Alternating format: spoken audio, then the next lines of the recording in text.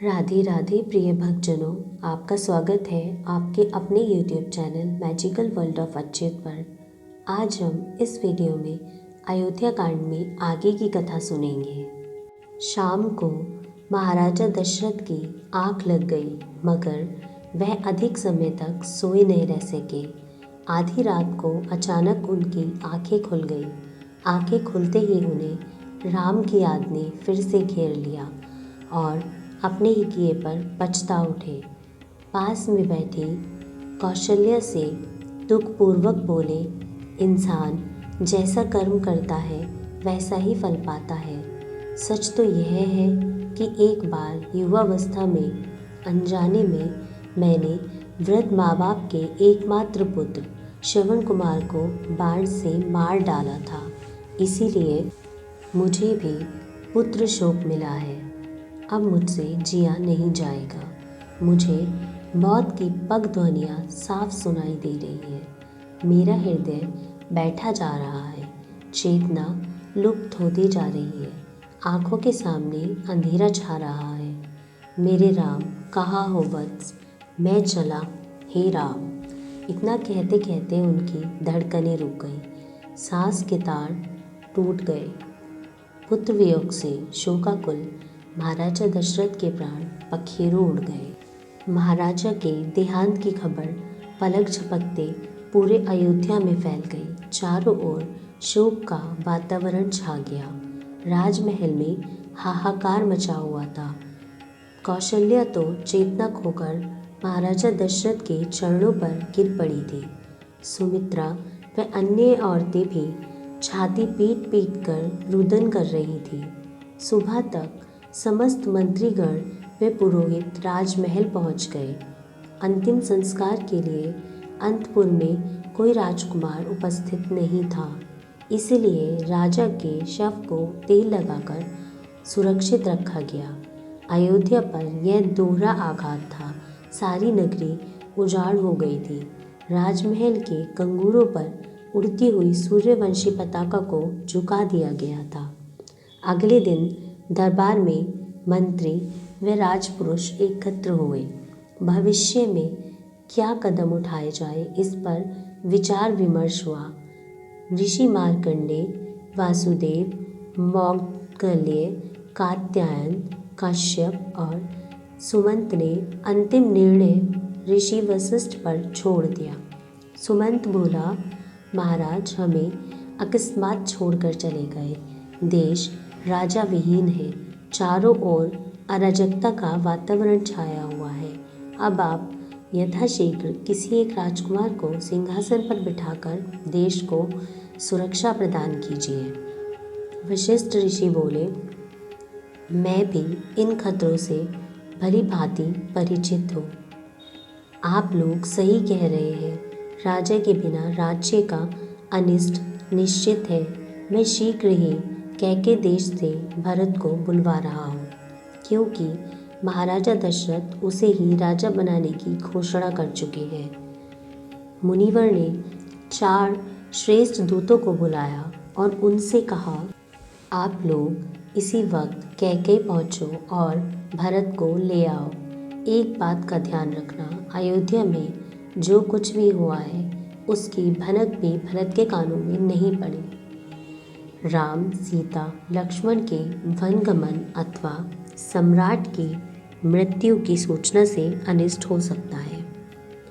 बस भरत से सिर्फ इतना ही कहा जाए कि कुलगुरु व मंत्रियों ने आवश्यक कार्य हेतु बुलवाया है, शीघ्र अयोध्या चलिए। दूतों ने देर नहीं की। दक्ष घोड़ों पर सवार होकर वे कैके की ओर रवाना हो गए। कैके अयोध्या से काफ़ी दूर था और मार्ग भी सुगम नहीं था। दूत पवन वेग से नदी नालों और वन प्रांतरों को पार करते हुए कैके की राजधानी गिरिब्रज जा पहुँचे। उसी रात भरत ने एक दुस्वप्न देखा था। सुबह दुस्वप्न की स्मृति ने उसे बेहद उदास कर दिया। उसका चेहरा उतर गया और आंखों में चिंता छा गई। मित्रों ने उसे इस हाल में देखा तो बोले, यह क्या, चेहरा इतना मलिन क्यों? बंधु, रात को एक अमंगलकारी स्वप्न देखा, इसी से मेरा चित्त अशांत है। भरत बोले, मैंने जो कुछ देखा उससे लगता है कोई अनिष्ट अवश्यंभावी है। मैं तो बहुत डर गया हूँ, पता नहीं क्या होगा। तभी भरत को सूचना मिली कि अयोध्या से दूत आए हैं। दूतों का कैकई नरेश व राजकुमार युधाजित ने यथाविधि स्वागत किया। दूतों ने कैकई नरेश को बहुमूल्य उपहार आदि दिए। फिर भरत से कहा, राजकुमार, कुलगुरु वशिष्ठ ने अति आवश्यक कार्य हेतु आपको याद किया है। कृपया शीघ्र ही अयोध्या चलें। भरत का जी पहले ही घबराया हुआ था। आशंकित होकर पूछा, वहाँ सब ठीक तो है? माता पिता कैसे हैं? भैया राम और लक्ष्मण का क्या हाल है? राजकुमार, वहाँ सब कुशल मंगल है। दूतों ने सत्य छिपाते हुए कहा। अब आप फिल्म न करें, जल्दी रथ पर सवार हो। भरत ने फिर कुछ नहीं पूछा, अयोध्या जाने को राजी हो गए। भरत ने ननिहाल में सबसे विदा ली। वह अपने भाई शत्रुघ्न के साथ रथ में सवार हुए और दूतों के साथ अयोध्या की ओर प्रस्थान किया। दुर्गम राहों को पार करते हुए भरत व शत्रुघ्न 8वें रोज अयोध्या आ पहुँचे। अयोध्या को एक नज़र देखते ही भरत को प्रतीत हुआ कि कुछ विपदा ज़रूर है। अयोध्या में पहले जैसी रौनक नहीं थी। चारों ओर शोक का वातावरण था। भरत ने चिंतातुर स्वर में दूतों से पूछा, दूतों, नगर ऐसा जनशून्य क्यों है? मार्गों में पहले जैसी रौनक नहीं। लोगों के चेहरे पर भारी उदासी है। सब बताओ, क्या बात है? दूत क्या उत्तर देते? रथ ने राजमहल में प्रवेश किया। राजमहल में भी भारी उदासी छाई हुई थी। किसी के चेहरे पर कोई प्रसन्नता नहीं। भरत बहुत घबराए हुए थे। वह रथ से उतरे और तेजी से महाराजा दशरथ के प्रकोष्ठ में जा पहुँचे। वहाँ उनका पलंग खाली था। भरत तेज तेज कदमों से माता कैकई के पास गए। उसे देखते ही कैकई के चेहरे पर मुस्कुराहट छा गई। वह खुशी से झूम उठी और पुत्र को आलिंगन में ले लिया। बोली, पुत्र, ननिहाल में सब ठीक तो थे ना? तुमने तो बहुत दिन लगा दिए।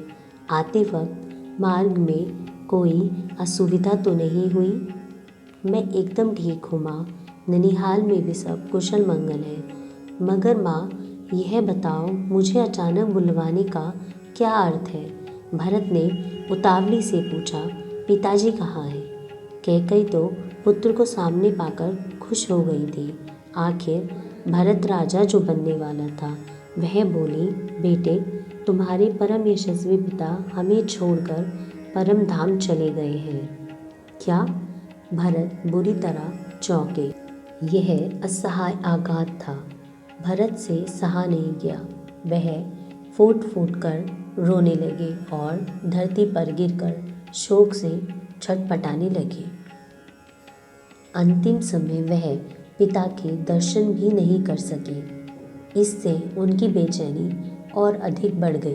पुत्र, व्यर्थ ही इतना शोक मत करो, कैकई बोली। तुम्हारे पिता तो मरते वक्त बस हे राम, हे लक्ष्मण, हे सीता ही पुकारते रहे। तुम्हारा तो नाम भी नहीं लिया। कहते थे, कितना अभागा हूँ जो अंतिम समय में राम, सीता और लक्ष्मण के दर्शन भी नहीं कर सका। भरत ने आश्चर्य से पूछा, क्यों, वे कहाँ हैं? क्या वे अंतिम समय पिता के समीप नहीं थे? नहीं, राम तपस्वियों के वेश में वन चला गया है। साथ में सीता और लक्ष्मण भी गए हैं। उन्हें वन जाने की क्या आवश्यकता थी? भरत ने पूछा। क्या उनसे कोई भारी अपराध हो गया था? क्या उन्होंने किसी ब्राह्मण का धन मार लिया या किसी पर स्त्री की ओर आँख उठाकर देख लिया था? आखिर वे वन क्यों गए? जय श्री राम।